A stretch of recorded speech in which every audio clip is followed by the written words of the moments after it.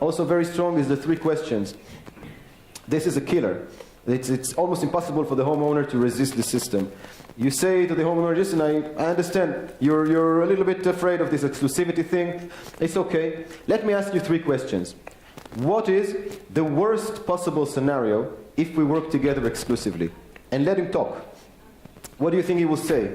That you will not promise what you did, that you will not do what you promised, that I'm going to get stuck with you for I don't know how much time, you're not going to sell my house, and I'm going to lose value because of that, and I'm going to lose buyers because of that, and at the end of the day, we will be working together for 6 months, you do nothing, and I waste time. So I tell him, wow, that does really sound like a worst case scenario. I agree with you, it's a terrible scenario. Now let me ask you the second question. What is the most logical scenario that will happen when we work together in exclusivity? So he says, I don't know, the most logical. Probably you will do the things that you said you will do, that you committed to doing. And hopefully you will be able, if you do all these things, to sell my house. Say, okay. Now let's imagine, third question, what is the best possible scenario if you and I are working together exclusively?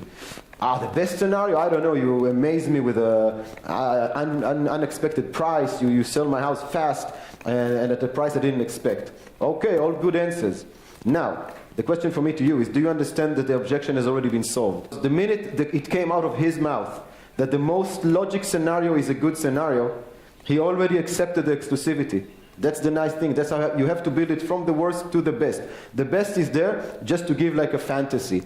The worst is there to let him get out his fears. And then you have to hear from his words what is the most logic situation.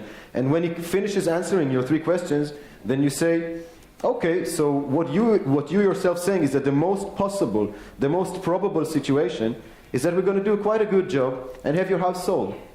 So you know that, I know that, come on, let's sign and start working. He answered it himself. It's a brilliant system. You put it in his mouth because you already have in his head, because you said the worst case scenario, you let him take out all his fears, but you separated the worst case from the logical case in his head.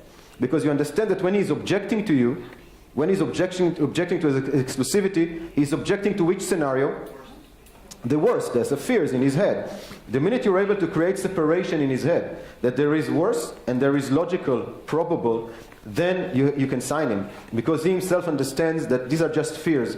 But my real feeling as a person, meeting you guys, is that the most logical thing you're going to do is you're going to do your job. And you're probably going to get me a nice sale. Okay, so let's sign and start working.